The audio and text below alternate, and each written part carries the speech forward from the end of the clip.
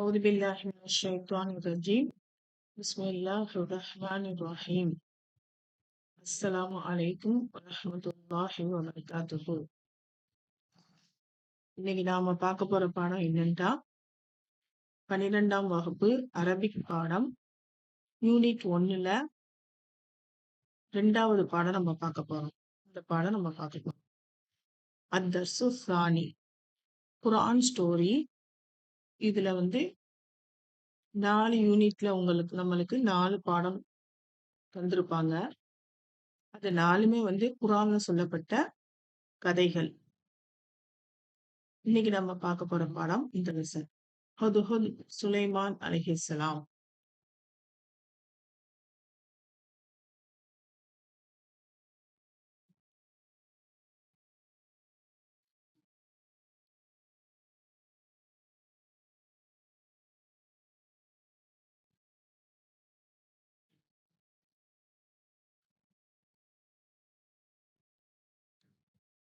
இதா இருக்கு அந்த பாடம்.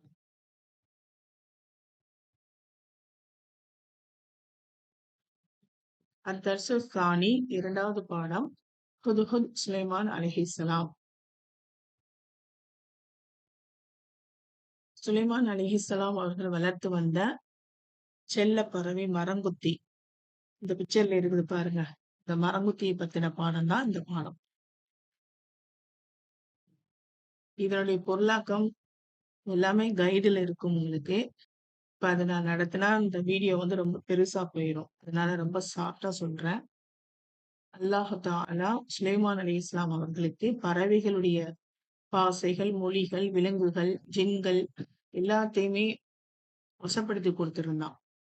அவங்க வளர்த்து வந்த ஒரு செல்ல பறவை தான் ஹுத்ஹுத். ஹுத்ஹுத்னா மரங்குத்தி பறவை. ஒரு நாள் இந்த மரங்குத்தி பறவையை காணோம். அப்ப சுலைமான் அலைஹிஸ்ஸலாம் கோபப்படுறாங்க. இந்த ஹுத்ஹுத் எங்க போச்சு? என்று சொல்லாம கொள்ளாம எங்கேயோ போயிருச்சு. வரட்டும், அதுக்கு நான் தண்டனை கொடுப்பேன் அப்படின்னு சொல்லிட்டு சொல்றாங்க. கொஞ்ச நேரத்துல அது வந்துருது.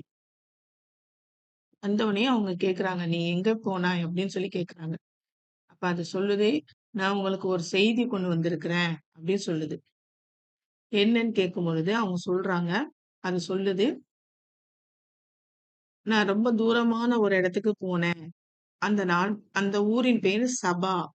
அந்த நாட்டை ஆள்பவர் ஒரு பெண் அரசி தான் அந்த நாட்டை ஆழ்ந்துட்டு இருக்காங்க,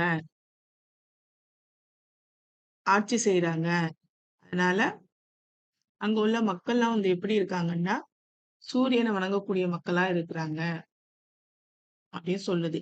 அந்த அரசியின் பெயர் என்னன்னா அரபில பில்கிஸ், தமிழ்ல பல்கீஸ் அப்படின்னு அது சொல்லுது. அப்ப இதை கேட்டதும் சுலைமான் அலைஹிஸ்ஸலாம் என்ன பண்றாங்கன்னா, சரி நான் பல்கீஸ் அரசிக்கு நான் ஒரு கடிதம் எழுதி உன்னிட்ட அனுப்பி வைக்கிறேன். நீ அதை கொண்டு போய் அந்த ராணி முன்னாடி போடு. அவ என்ன செய்யறாங்கிறத பார்த்துட்டு என்கிட்ட சொல்லணும் அப்படின்னு சொல்லி ஒரு கடிதம் எழுதி அனுப்புறாங்க. அதுல என்ன எழுதி அனுப்புறாங்க அப்படின்னு சொன்னா, பிஸ்மில்லாஹிர் ரஹ்மானிர் ரஹீம் எழுதி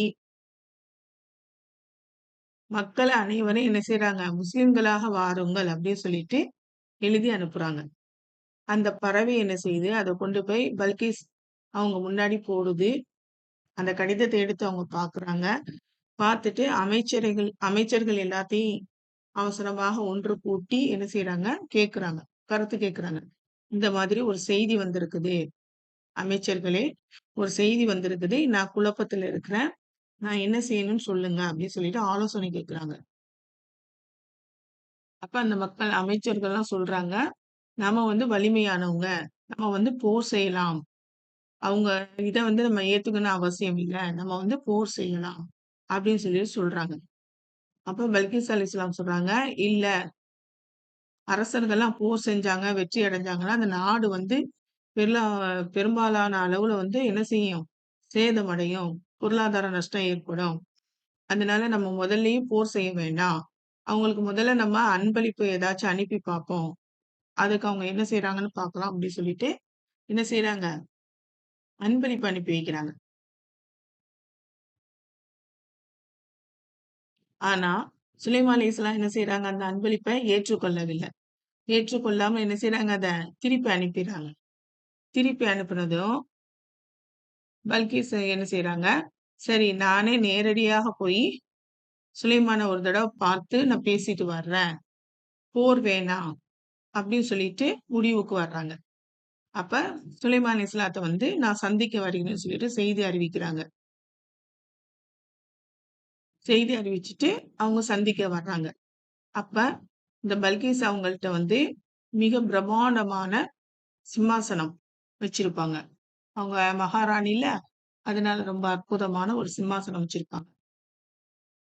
சுலைமான் இஸ்லாம் என்ன செய்றாங்க அப்படின்னா, அவங்களுக்கு வந்து நல்ல ஒரு சர்ப்ரைஸ் குடுக்கணும் அப்படின்னு சொல்லிட்டு, என்ன செய்றாங்கன்னா, ஜின்கள் எல்லாம் அழைத்து, நீங்கலாம் என்ன செய்யணும், ஒரு பிரம்மாண்டமான ஒரு கண்ணாடி மாளிகை கட்டணும் அப்படின்னு சொல்லிட்டு சொல்லிறாங்க.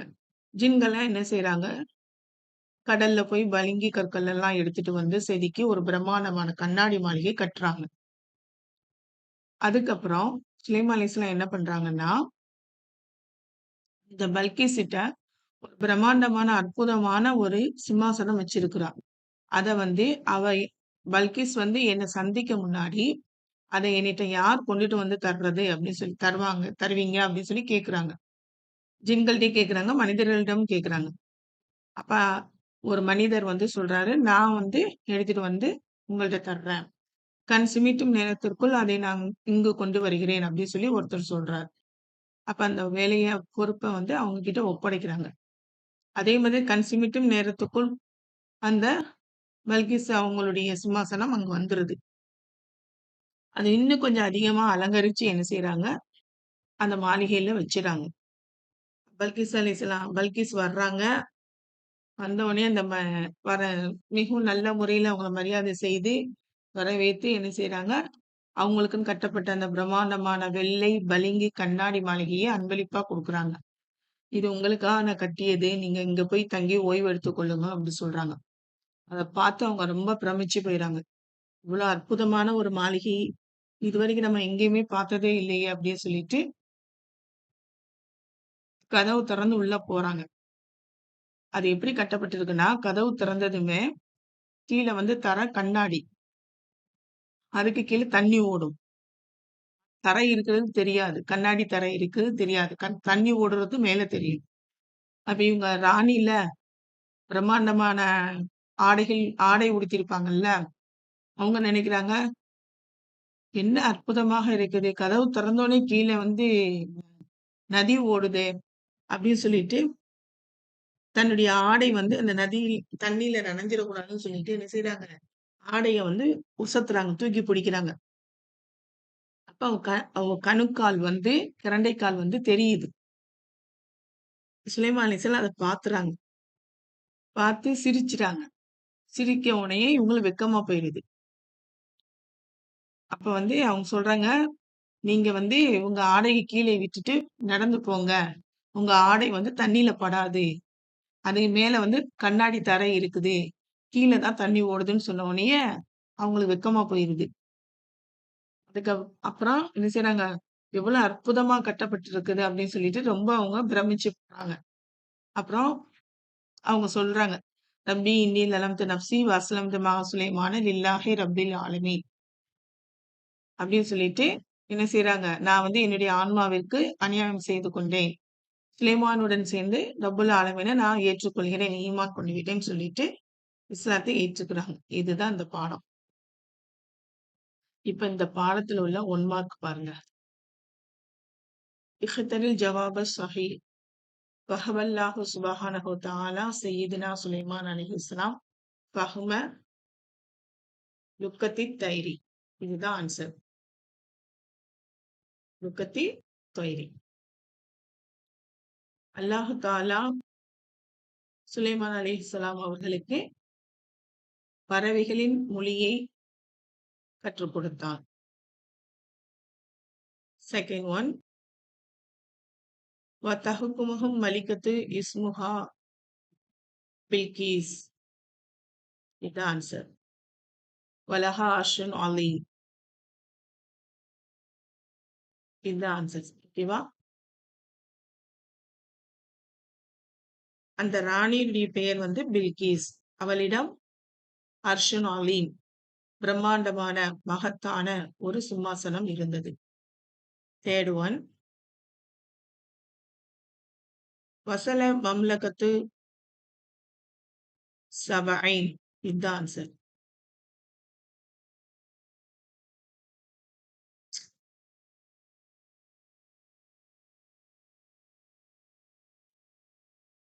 இதுதான் ஆன்சர். சபைன் இங்க வர ஆன்சர். வசல மம்லகத்த சபைன் துவார இலா பஸ்னி மலிகா. அந்த பறவை சொன்னது இல்ல, நான் வந்து ஒரு நாட்டுக்கு போனேன், அந்த நாட்டின் பெயர் வந்து சபா அப்படின்னு சொல்லி சொல்லுது. அடுத்தது ஃபோர்த் ஒன், வதஹலத்தில் கஸ்ர வகான மின சுஜாஜி அபியலி.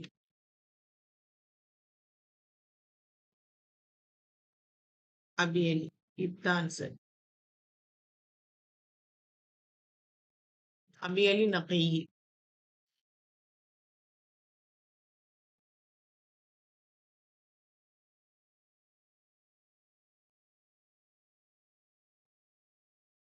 மாளிகையில் நுழைந்தால் அது எப்படி இருந்ததுன்னா, வெள்ளை மாளிகை, கண்ணாடியால் கட்டப்பட்ட வெள்ளை மாளிகை. அபியல்னா வெள்ளை.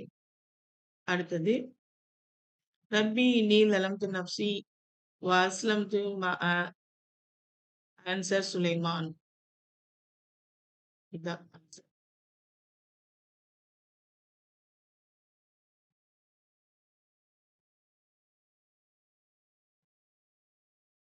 இது இங்க ஆன்சர் வரும்.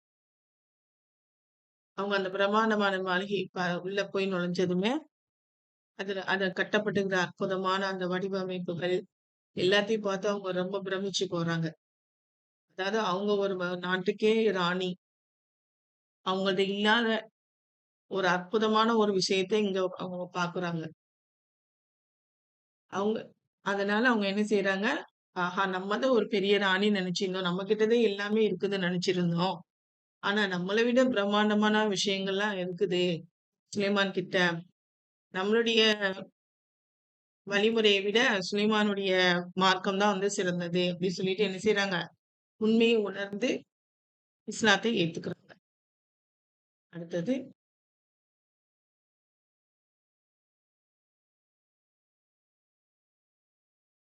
இந்த பாடத்தினுடைய டிரான்ஸ்லேஷன் 2 மார்க் கொஸ்டின். தர்ஜிமில் இபாராத்தில் ஆத்தியா. قال சுலைமான் அலைஹிஸ்ஸலாம் வமல் பிலாதுல்லதி குன்த ஃபீஹா. சுலைமான் நபி அவர்கள் கேட்டார்கள், அந்த ஊரின் பெயர் என்ன?